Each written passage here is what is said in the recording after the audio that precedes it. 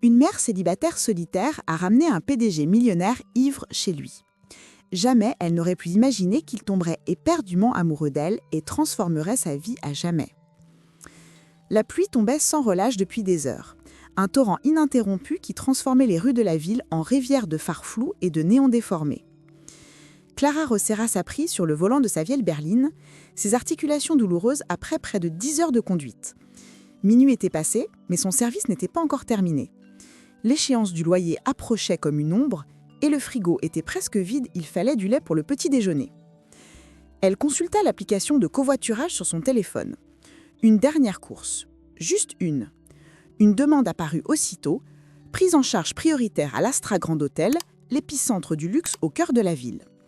Un regard vers le rideau de pluie qui s'abattait sur son pare-brise, un soupir résigné, et elle accepta. Les clients des hôtels de luxe laissaient généralement de bons pourboires. Chaque centime comptait. La vie de Clara était une mosaïque de sacrifices silencieux. Elle vivait dans un modeste appartement à la périphérie de la ville, un endroit où les fissures sur les murs racontaient des histoires. Elle jonglait entre ses services de nuit comme chauffeuse et ses journées éreintantes comme serveuse dans un petit restaurant. Chaque longue journée, chaque muscle endolori, chaque heure de sommeil manquée était pour son fils de 5 ans, Léo. Il était la lumière éclatante de sa vie, un petit garçon passionné de dinosaures dont les yeux brillaient lorsqu'elle lui racontait des histoires de fusées avant de dormir. Elle s'arrêta devant l'entrée scintillante de l'hôtel. Sous les lumières dorées du haut-vent, des invités en robe de soirée et smoking impeccable attendaient leurs voitures, leur rire se répercutant sur le marbre humide. Ses yeux scrutèrent la foule et se posèrent sur un homme, légèrement à l'écart du groupe. Il était grand, vêtu d'un costume coûteux, désormais froissé et assombri par la pluie. Ses cheveux sombres étaient humides, son nœud papillon défait pendait sur sa chemise blanche et il tenait un verre à la main.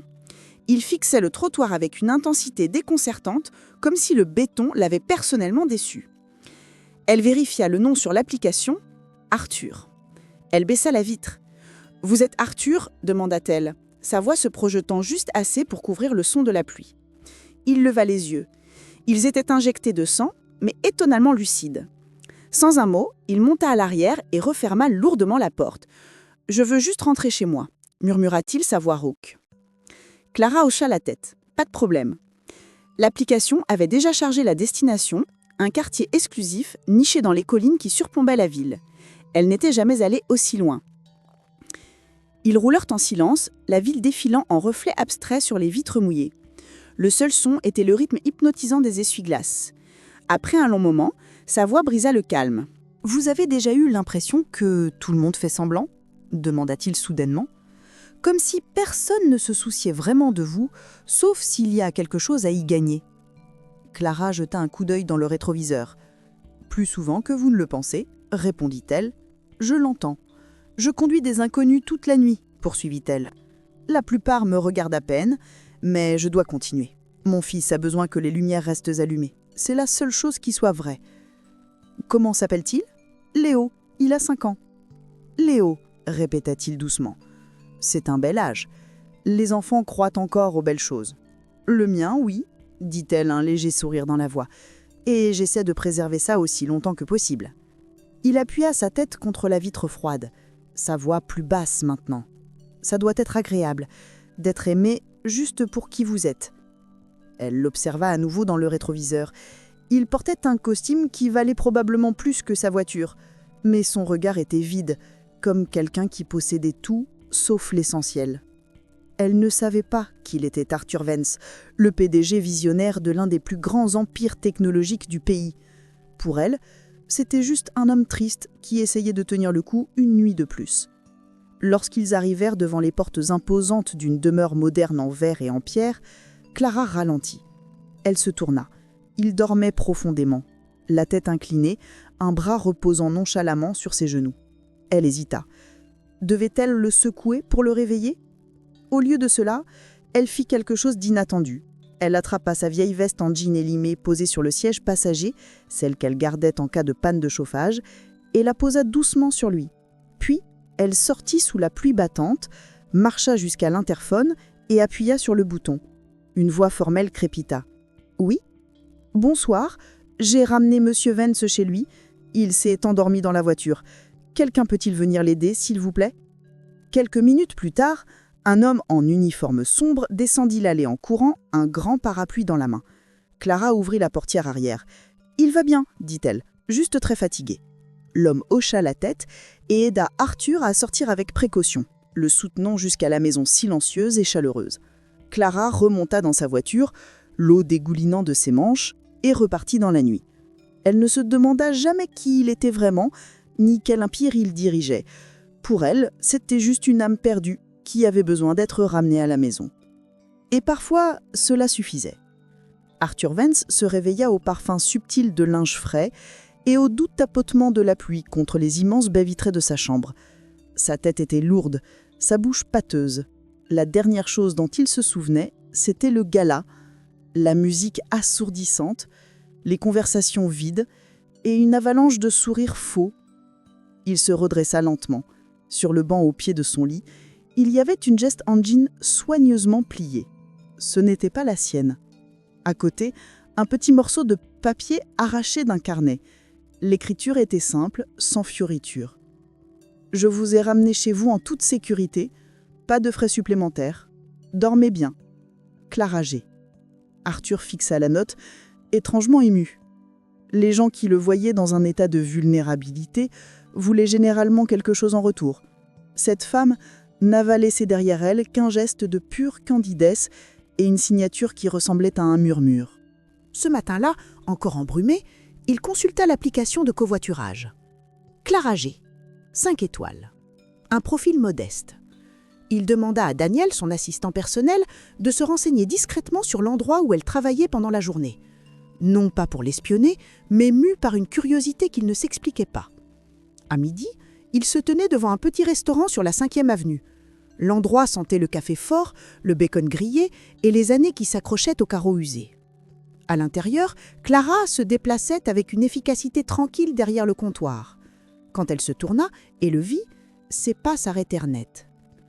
Il lui offrit un petit sourire. « Salut, j'espère que je ne dérange pas. » Elle cligna des yeux, confuse.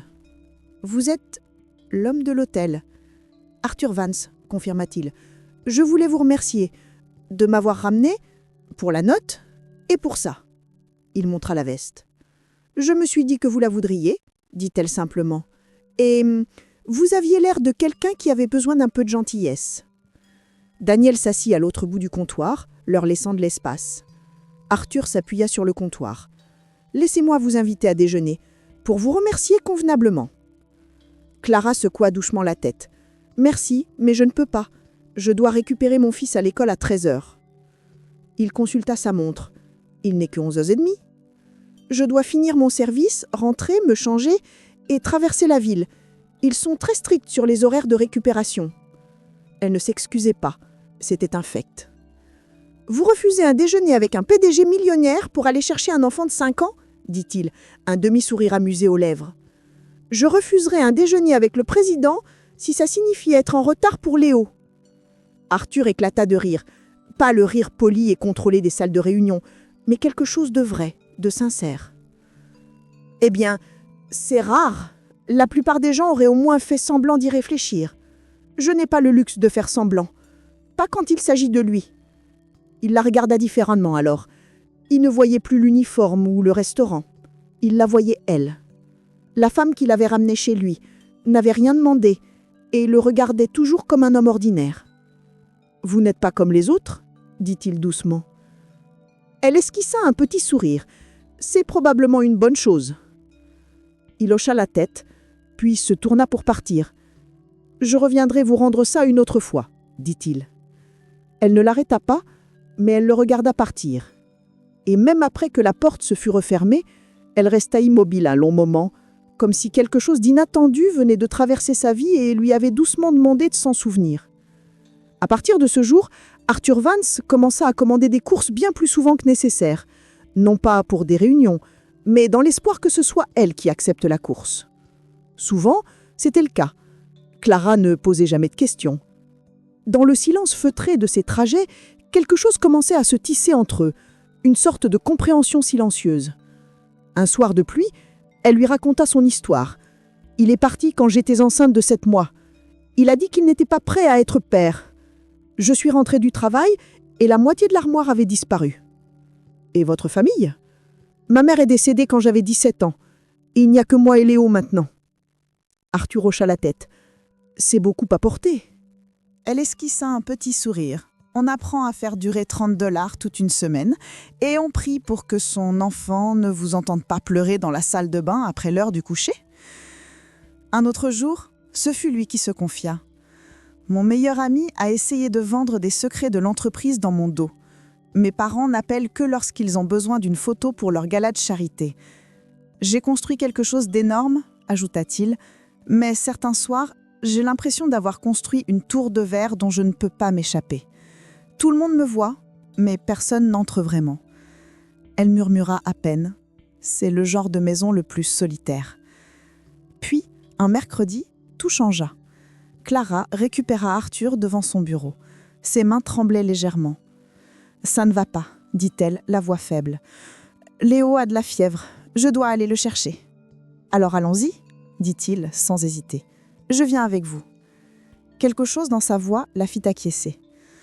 Quand elle revint de la garderie, portant Léo fiévreux dans ses bras, Arthur sortit de la voiture. « Laissez-moi conduire », dit-il.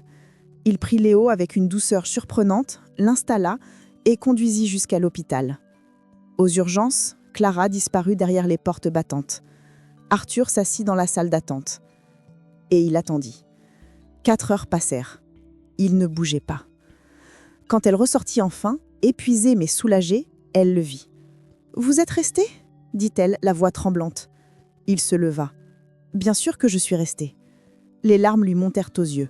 « Personne n'a jamais fait ça avant, » murmura-t-elle. Il lui offrit un petit sourire. « Maintenant si !» Tout a commencé avec une photo floue. Arthur sortant de l'hôpital pour enfants aux côtés de Clara, une main protectrice sur son dos. En moins de 24 heures, les tabloïds s'enflammèrent. La famille secrète du magnat de la tech. Qui est la blonde mystérieuse? Clara vit le titre pendant sa pause déjeuner. Son estomac se noua. Les commentaires la décrivaient comme une croqueuse de diamants. Elle eut envie de disparaître. Ce soir-là, il lui envoya un message. « Peut-on parler ?» Ils se retrouvèrent dans un café discret. « Je suis désolé, » dit-il avant même qu'elle ne s'assièse. « Ce n'est pas toi qui as pris la photo. Mais les gens au travail chuchotent. »« Je veux arranger ça, » dit-il. « C'est pourquoi j'aimerais te faire une proposition.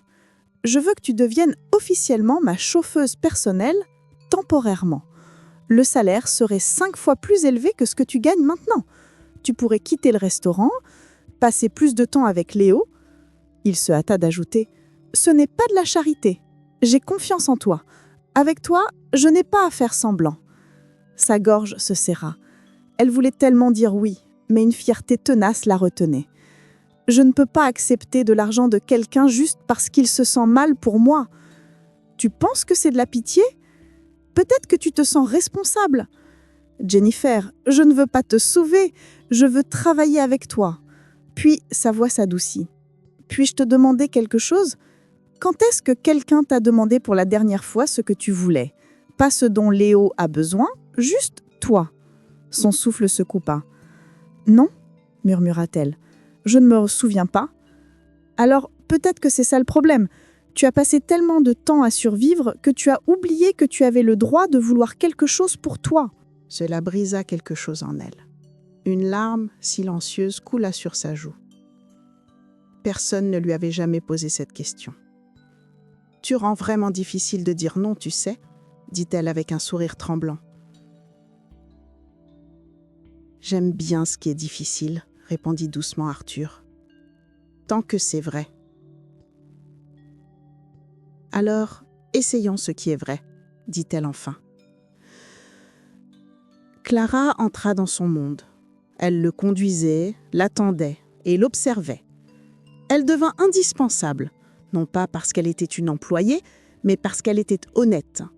Elle lui signalait quand son ton était trop sec en réunion, lui rappelait de déjeuner et veillait sur lui d'une manière silencieuse et inébranlable. Mais le confort peut rendre imprudent. Un jeudi, lors d'une réunion cruciale, elle entendit des cadres rire dans le couloir. « Alors Arthur, la chauffeuse blonde, c'est ta dernière innovation ? Tu mélanges les affaires et le plaisir maintenant ?» Clara se figea. Elle attendit la fin de la réunion, le déposa à son bureau, sans un mot, et repartit. Le lendemain, elle ne se présenta pas. Ses appels restèrent sans réponse. Arthur comprit ce qu'il s'était passé. Elle pensait qu'elle n'était qu'une curiosité, une figure temporaire dans un monde qui ne la prendrait jamais au sérieux. Et il ne l'avait pas défendue. Il se présenta à son appartement le lendemain. « Logan, dit-elle, la voix froide. Qu'est-ce que tu fais ici ? Tu es parti sans rien dire. Je ne suis pas partie à cause de ce qu'ils vont dit, répliqua-t-elle. Je suis partie à cause de ce que tu n'as pas dit. Je n'ai pas besoin que tu me défendes, le coupa-t-elle. J'avais juste besoin de savoir que je comptais pour toi, en dehors de ton emploi du temps. J'ai passé trop de temps à être le projet de pitié de quelqu'un.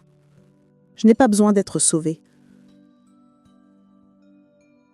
Je ne suis pas venu pour te sauver, dit-il, la voix brisée.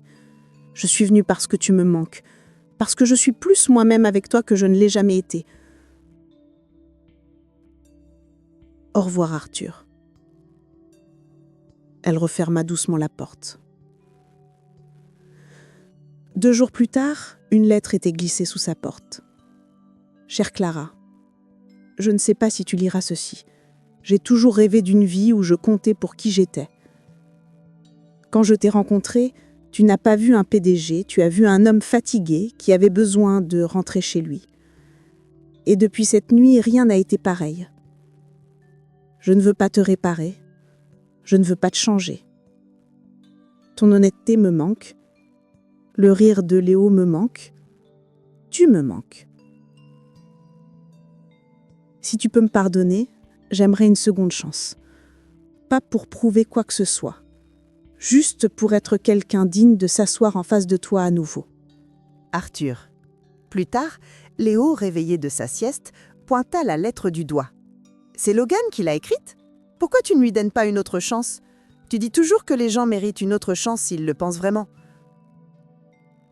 Cette nuit-là, elle lui envoya un message. « Parlons bientôt. » Il n'y eut jamais de conversation formelle. Ça s'est simplement produit.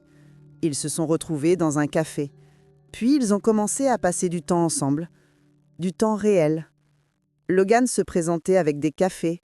Ils allaient au parc le dimanche. Il aidait Léo à lasser ses chaussures. Elle lui gardait la meilleure part du dîner.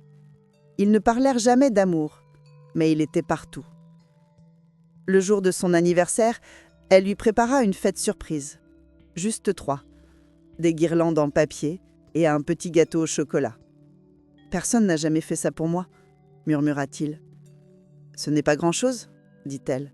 « C'est tout, » répondit-il. Quelques semaines plus tard, il l'invita au lancement de sa nouvelle entreprise. Elle portait une simple robe bleu marine, et lui offrit son bras et l'accompagna à l'intérieur. Non pas comme un accessoire, mais comme un choix. Les médias s'enflammèrent, mais cette fois, elle s'en moquait. Le parc n'avait pas changé. Même banc, même canard. Lucas courait sur l'herbe. « C'est ici que tout a commencé, » dit Arthur. « Le jour où j'ai réalisé que je pouvais respirer à nouveau. » Il marqua une pause. « Ça semble être le bon endroit pour autre chose aussi. » Il sortit une petite boîte. À l'intérieur, une simple bague en or, gravée de quelques mots.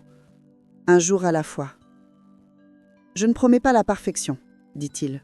« Je promets de rester. » Elle le regarda, cet homme qui avait été si brisé et qui la regardait maintenant comme si elle était sa seule direction. « Si tu veux quelque chose de réel, quelque chose qu'on construit de zéro, un pancake brûlé à la fois, alors oui. » Le mariage fut discret, dans le jardin de leur nouvelle maison. 20 invités. Des guirlandes lumineuses, des cupcakes. Lucas portait les alliances. « J'ai gagné de l'argent, » dit Arthur dans ses vœux, « mais c'est la première fois que je construis quelque chose de réel. » Plus tard, sur le toit, les lumières de la ville scintillaient en bas. Lucas dormait entre eux. « Tu es heureux ?» murmura Clara. Elle le regarda. « J'avais l'habitude de penser que j'avais besoin de quelqu'un qui me pousserait à être plus. Mais ce dont j'avais vraiment besoin, c'était de quelqu'un qui me donnerait envie d'être l'homme que ce petit garçon pourrait appeler papa. Elle prit sa main. Pas de mots, juste de la chaleur. Et sous les étoiles, dans le silence d'une vie qu'ils avaient construite ensemble, Arthur sut qu'il était enfin rentré à la maison. Parfois, l'amour nous trouve dans les moments les plus calmes et les plus inattendus. Si le parcours de Clara et Arthur vous a ému, s'il vous a rappelé l'espoir ou simplement réchauffé votre cœur, n'hésitez pas à vous abonner et à cliquer sur le bouton « J'aime » pour soutenir notre chaîne. Votre soutien nous aide à continuer à raconter des histoires authentiques qui nous rappellent ce qui compte vraiment. Merci d'être là. À la prochaine histoire.